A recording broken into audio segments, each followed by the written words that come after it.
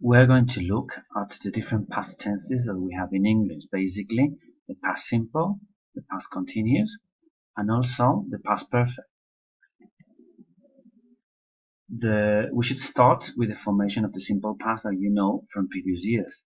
What is the verb irregular? Is regular, you only have to add ed to the base form. Yeah?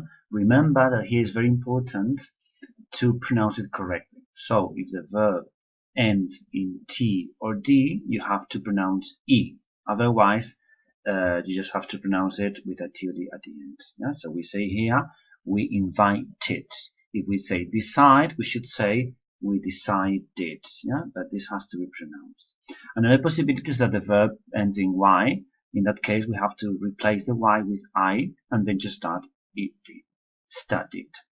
If it's just like with other words, like for example the comparatives, if you have one syllable verb ending in one vowel and one consonant, you have to double the consonant. Yeah? So this is the case of stop.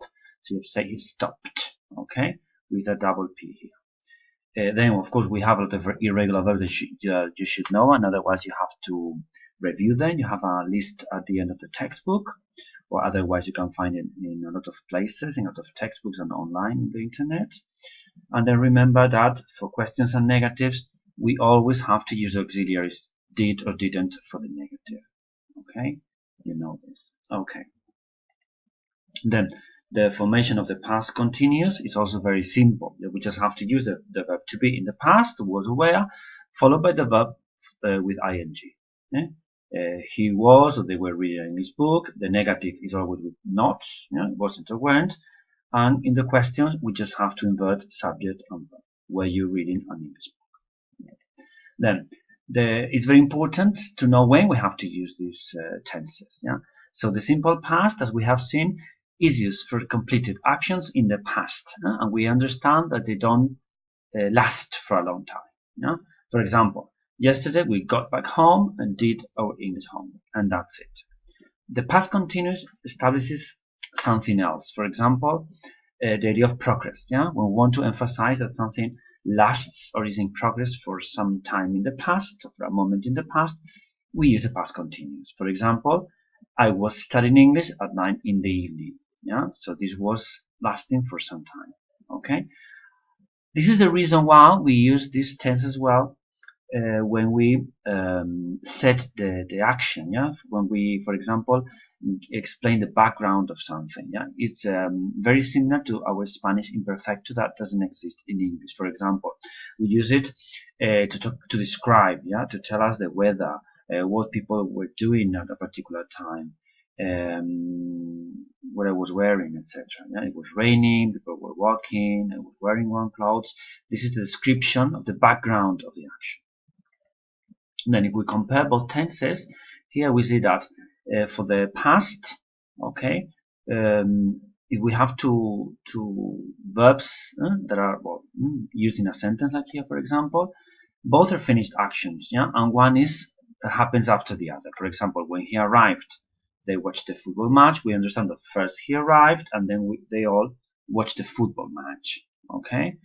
In the second case, where in the second part, instead of the simple past here, we use the past continuous, the actions are simultaneous. Okay. When he arrived, they were already watching the match. So here is consecutive, one after the other, and here they are simultaneous. Then we have the past perfect that probably you didn't see last year in Básico 2. We need to. Basically, the formation is, if the present perfect, we use the have the present. Here we're going to use the past of the have. Yeah? So we have had followed by the past participle, as we had seen in the present perfect. Yeah? He had studied English before. The negatives, like with the present perfect, we just add nots, normally contracted, as you see here, hadn't. He hadn't studied English before. And for questions, we just invert it, like with the present perfect, had just studied English before.